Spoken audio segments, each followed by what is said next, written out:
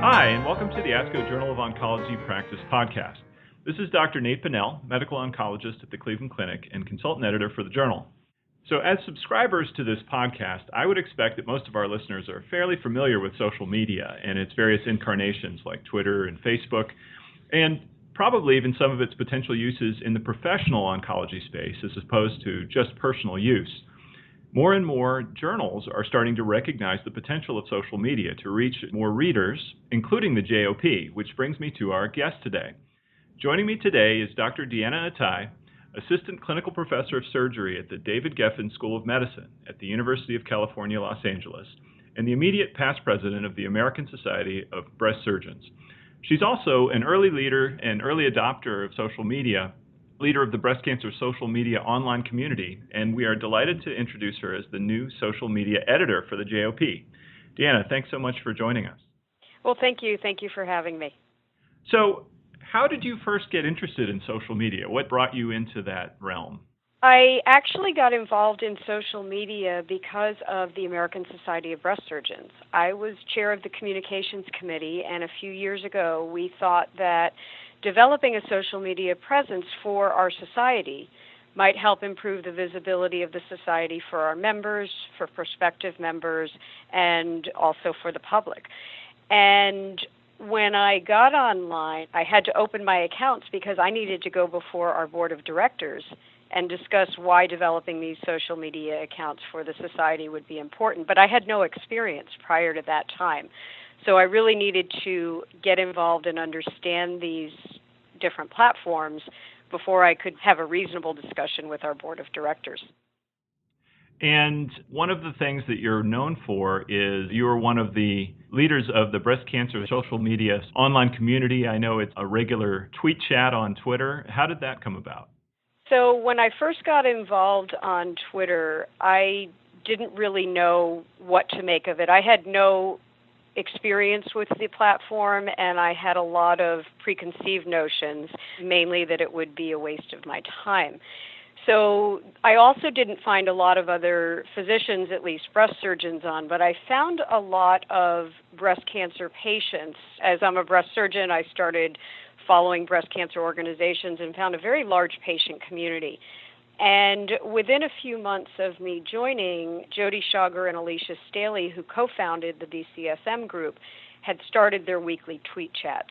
And again, initially as a physician, I didn't really see where my role was. A lot of it was patients discussing their specific issues, a lot of survivorship issues, but I gradually realized that there is a role for a physician voice in this space. Got more involved, got a little bit more vocal, and took a little bit more of a leadership role, and I've been involved ever since.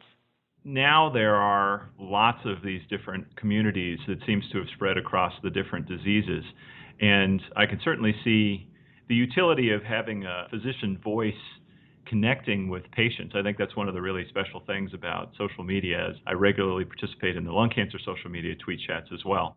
Do you think there are other professional benefits to social media, though? So I still see a lot of skepticism among my colleagues about getting involved. What would you tell someone who is thinking about getting involved in social media as an oncologist or an oncology surgeon, and what's in it for them, really? Well, I think one of the first things is have an open mind. Like I said, social media was not at all on my radar back in 2010. And it really opened up my eyes, and as more and more physicians are coming online and the discussions are evolving, the potential is really unlimited. I use it for several things. I use social media, especially Twitter, to keep up with the literature. All of the journals that I follow are on Twitter. They all tweet out articles that are online before they're published. Some of the journals don't even publish paper copies anymore. So this is a very efficient way to identify articles of interest and either read them right then and there or save them for later use. It's also exposed me to not only articles but ways of thinking that I wouldn't necessarily be exposed to if I limited my professional education to going to breast surgery and oncology meetings and discussing cases with my colleagues. I'm missing out on this whole international network of physicians and researchers and patients that all have similar interests, but are discussing these topics online. So it really broadens your referral base, if you will, in terms of references. Somebody that I might be following might tweet out an article in their specialty, which may not be directly relevant to breast cancer, but it still might be something that I'm very interested in. I might not have even come across that if it weren't for following people with shared interests online. Well, I think the power of the networking, power of Twitter and some of these other things to be able to network with people that you otherwise, would be lucky to have time to discuss at a meeting once a year is really incredible, not just within your own profession, but across all kinds of different fields. So it really is nice for your own personal learning and for networking, but you've actually seemed to turn this into a bit of an academic specialty as well. So I noticed that you've had a couple of recent publications in the social media space. First one was called Social Media and Cancer Care, Highlights Challenges and Opportunities, with a number of co-authors in something called Cosmo. And then I think very interestingly, you had a publication in the Annals of Surgical Oncology recently called Tweeting the Meeting, Twitter Use at the American Society of Breast Surgeons annual meeting. So I guess first of all, tell me a little bit about how that publication came about, the Tweeting the Meeting one. I know we were both featured voices on Twitter for the ASCO annual meeting. And what do you think the power is of Twitter for participants at professional meetings? So the Tweeting the Meeting, even though we've been using Twitter at ASBS, and I've definitely been one kind of pushing things through, again, I got involved with Twitter because of ASBS.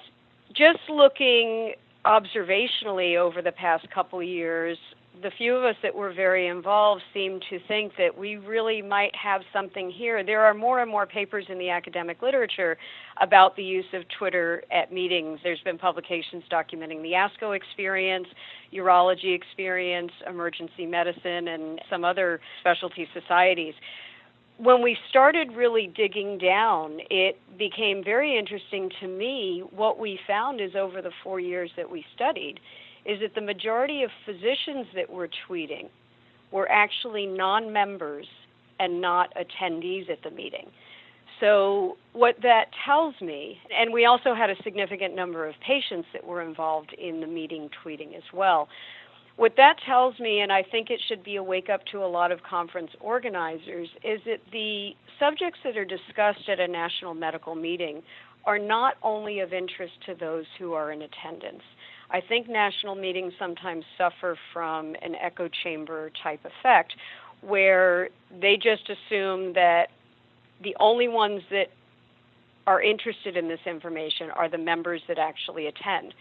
Well, they have members that might not be able to attend. They have physicians in other specialties who might be interested in the content. Members of the public, the patients, media, they're all interested in scientific content. And who better to provide the good, credible information than those of us who are at the meeting, whether or not we're participating as faculty. So I think there's a tremendous advantage to disseminate good quality medical information from the people who are actually there in attendance, listening to the podium speakers, going to the posters, discussing the abstracts with the researchers. We really can't ignore this incredible opportunity to disseminate good quality information. Yeah, it's sort of like an instant curation of the data that comes out, so people can not just see what's happening, but also put it into context. Absolutely, and abstracts and podium presentations are obviously archived and they eventually become publications, but a lot of what's presented at meetings seems to just disappear.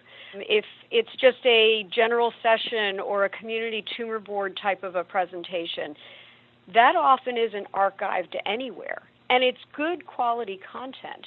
And I think it's an opportunity to get that content out, again, not only to physicians who are directly interested in that specialty, but especially in my area, breast cancer, it crosses multiple specialties: medical oncology, radiation oncology, pathology, genetics.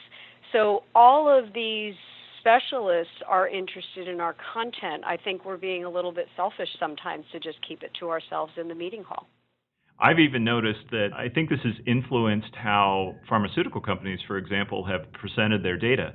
They used to wait for the big international meetings, but now they're willing to present very important studies at smaller meetings because they know that as soon as they flash up their survival curve, someone's going to take a picture of it and post it immediately on Twitter. So it doesn't seem to matter quite as much anymore. And I think that's actually a good thing. It elevates the quality of smaller meetings. Not everything has to be presented at ASCO or San Antonio to be relevant to a patient in the field of breast oncology, for example. And not everybody can attend those big meetings. So I think it is nice that using social media, very good, relevant content has a chance and has a voice now where it might not have before. So coming in as the social media editor for the JOP, do you have plans or a vision for what we can achieve with the JOP going forward? Well, I think part of it is just helping to disseminate good quality information, and it's been a very interesting and positive experience for me so far, because in reviewing articles and determining what gets sent out on social media and having a role in that, I'm reading articles that I never would have even glanced at before. And JOP's content is very relevant, even if it's an article, for example, on lung cancer. It might be an article on how to use navigators in the lung cancer population to improve clinical trial recruitment. Well, that crosses specialties. And I might not have even glanced at that article before because it had lung cancer in the title. So personally, that's been very helpful, and I'd like to just expose these articles and this content to a wider audience. No, that makes perfect sense. I felt the same way when I was asked to join as the podcast editor. You know, the JOP is outside of my usual realm of lung cancer specialty journals, but the content is applicable to anyone who's interested in oncology and the practice of oncology. I've also noticed that all the ASCO journals now have Twitter handles. The JOP is at JOP_ASCO. What's the value to the journal to getting a broader social media presence? Well, just with any journal, I think it's expected now that they'll have a Twitter presence because physicians are looking to that Twitter account to keep them up to date.